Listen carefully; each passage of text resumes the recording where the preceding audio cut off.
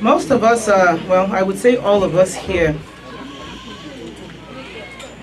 are familiar with that passage in the Bible about the Lord's Supper and when Christ spoke with Peter and told Peter that at some point before the cock crowed the following morning, that he would have denied him 3 times.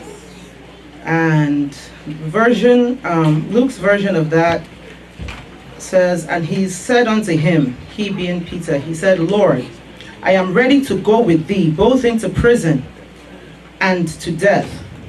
And he, being Jesus, said, I tell thee, Peter, the cock shall not crow this day before thou shalt thrice deny that thou know me. And then the actual denial happened a few verses later when they said, and Peter sat down among them, but a certain maid beheld him as he sat by the fire, and earnestly looked upon him and said, this man was also with him. And he denied him, saying, woman, I know him not. And after a little while, another saw him and said, thou art also one of them. And Peter said, man, I am not. And about the space of 1 hour after, another confidently affirmed, saying, of a truth, this fellow was also with him, for he is a Galilean. And Peter said, man, I know not what thou sayest. And immediately, while he yet spake, the cock crew. And the Lord turned and looked upon Peter. And Peter remembered the word of the Lord, and how he had said unto him, before the cock crow, thou shalt deny me thrice. And Peter went out and wept bitterly. I know a lot of times we translate this verse very literally, as in, Peter denied Christ because they were in each other's company physically. And there was a time that Christ was going to go through hardship, and in order to avoid that hardship, even though Peter, believing in his zeal that there was no way in the world he would ever deny Christ, that if anything, he was ready to go even to prison for him and to death for him. But when faced with a potentially hazardous situation, Peter denied Christ. And a lot of times we translate this and say, no way, I will never deny my Christianity. If anybody asks me a Christian, I will never, ever deny Christ. But the truth is that we deny Christ every day by our actions. Because for everything that we do that is contrary to the will of God, everything that we do that is contrary to the commandments, and I'm not even talking about the 10 commandments in the thou shalt, because that's the one that's easy for everybody to stand up and beat their chest and say that they don't break those laws. But what about the 10 commandments being merged now into those other 2 commandments where the Lord says, thou shalt love the Lord thy God with all your heart, all your might, and all your soul, and love thy neighbor as thyself? How often do we break that commandment? And the answer is that we break it all the time. In every aspect of every avenue in our lives, we break it all the time. We know of 1 Corinthians and we read it over and over again, and most of us have memorized it, about charity and love suffereth long, and love is kind. Charity envieth not, charity vaunteth not itself, and is not puffed up. It does not behave itself unseemly, it seeketh not his own, it's not easily provoked, it thinketh no evil. It rejoiceth not in iniquity, but rejoiceth in truth. We break these all the time. Every single time we break it. And in breaking those commandments, we deny Christ. But the question is, we saw what happened to Peter when he realized what he had done. I guess my question to us today is, what is your anguish when you realize that you have denied Christ? Once, twice, 3 times, 10 times, 17 times. Before we leave this sanctuary today, we're probably going to deny Christ a couple of times. In anger, in resentment, in an evil or unkind thought against someone, in judgment, in criticism, in passing our opinion on as fact. We see someone and say, oh, that person is arrogant just because they have a certain look. And yet you've never had one single interaction with that person. But all these things that we do, that we now kneel down and pray, Lord, forgive me of my sins, because they are sins and we are right to ask for forgiveness. But the thing is that those are the actions that deny Christ. So how grieved are we when we commit these things? Or has it just become so commonplace where we say, well, I can ask for forgiveness, or there's grace?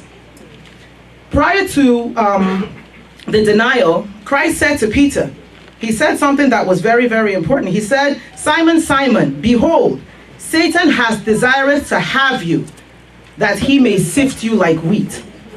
But I have prayed for thee, that thy faith fail not. And when thou art converted, thou shalt strengthen thy brethren. The only reason we're even allowed over and over and over and over to really commit the same sins, because if the Lord dealt with us according to our iniquities, as we say every single Sunday, none of us would stand.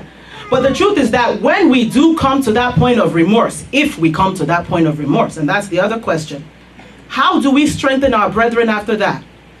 How do we show the extent of God's mercies and compassion for us on other people?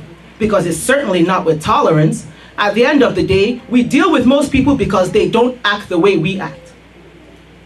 We get annoyed with someone because they do something differently from us and it kind of rubs us the wrong way, or it irritates us, or something is struck in us that just is intolerant of who other people are, what they are, how they are, what their mannerisms are, what their background is, the way they talk, the way they conduct themselves. The truth is that we are all different. Even if you all come from the same family, even if you are identical twins, we are still different. But there's a lack of mercy that we extend to ourselves, that we boldly come to the throne of Christ to request for ourselves. But we have a hard time extending that mercy to others. Because at the end of the day, we look for conversion before we extend mercy. But Christ did not wait for Peter's conversion when he extended him that mercy, because he said, I have prayed for you. This was before he denied him. He hadn't denied him yet when he extended the hand of mercy. We don't do that. We wait for contrition before we say, okay, I forgive you. We wait for someone to say, oh, will you forgive me, before we do that. But that wasn't what Christ did. He started out with forgiveness. He started out with mercy. He started out with compassion, knowing that when you pray for someone and that person becomes converted, they will now come to the knowledge of the error of their ways. Because that's exactly what happened with Peter. When Christ said, you would deny me, he probably said, yeah, right, never. But when it now happened and Christ looked at him, that was when it hit him. And what did he do? He went out and wept bitterly because of the way it affected him. Does it really affect us that way? I guess the first start is that, are we aware of what we do? And the answer is that if we're not, then it's high time we start to seek the Lord on these things and ask the Lord, what are these things? Because the outward things are very easy. If you're not prone to stealing, somebody will probably never call you a thief. It doesn't make you not a liar. If you're not prone to adultery or whatever, someone can never call you an adulterer. It doesn't stop you from being a gossip. One is not worse than the other. They're all the same. Sin is sin is sin. Transgression is transgression is transgression. Intolerance is intolerance is intolerance. And for we who come so boldly to the throne of grace to ask for mercy, we are so stingy in giving mercy out to our fellow man. And that is not what the Lord has asked of us. And it really isn't. Of late, I've come to the knowledge that we are incredibly blessed in this church. And when I say blessed in the sense that we get these prophecies, we get these covenants about what the Lord is going to do for us. Again, not because we are deserving of it, but the Lord in his infinite mercy has sectioned out this voice of grace to cause us to be the recipients of these blessings, of these these miraculous things that continuously happen in this church. And we are grateful. I know I'm grateful. I know everyone here is grateful. But at the end of the day, as the sermoner said, a lot of a promise is only exciting to us if it is something that we are seeking. If you have 10 cars and you don't need another car and somebody comes to promise you a car, you're like, no big deal. But usually we get excited about these promises because it is something that we want, something that we're desiring of the Lord. But then we also come and say, Lord, well, I'm not just going to seek your hand, I only want to seek your face. If we are truly seeking the face of the Lord, then it is not just the things that we require that we should be in expectation of. We should now start to have this expectation of whether we are really walking in the way of the Lord. And yes, the big things, is good to stay away from the big things. But you know what? If we are walking in love, then it will naturally affect the big things. If you say, I'm watching your weight, but you don't exercise, but all you eat is vegetables, it's going to affect your weight. It's going to bring your weight down. So if we're walking in love according to how the Bible has requested it, then we're not going to do those big things anyway.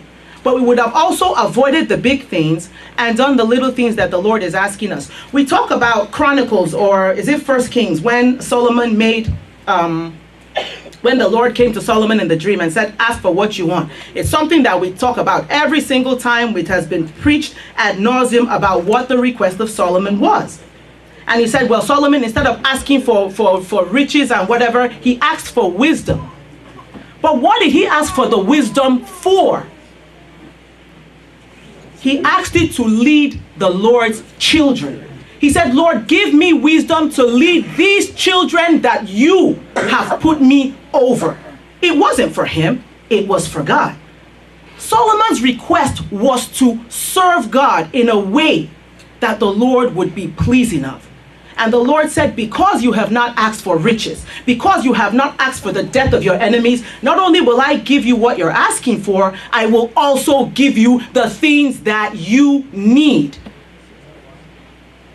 And that's why it is so important for every request to be predicated by not only the Lord revealing to us the ways that we are walking contrary to his will, but also we should be requesting not what can I do? I mean, every service is service unto the Lord. We understand that, especially if it's in this church and we're doing works unto the Lord. But as that same 1 Corinthians also tells us, whether I speak with tongues of men, if I speak with tongues of angels and I have no love, I am a clanging cymbal. He said, if I have the gift of prophecy and understand all mysteries and I know all knowledge and have all faith so that I could remove mountains and have not charity, I am nothing.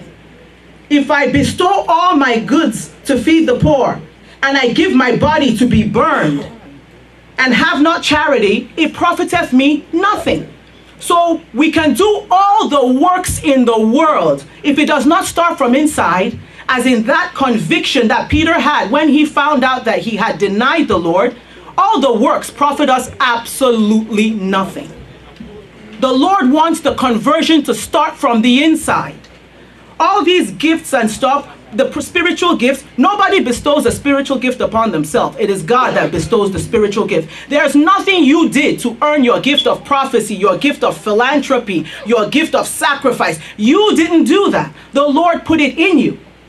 But when you have a tendency to be intolerant, and the Lord brings it to your attention, and you commit it to the Lord, and you say, Lord, from now on, I'm going to try to extend to others the mercy that you extend to me. Now you're doing something. Because you can do that. You can't give yourself a spiritual gift, but you can make an effort to change your behavior.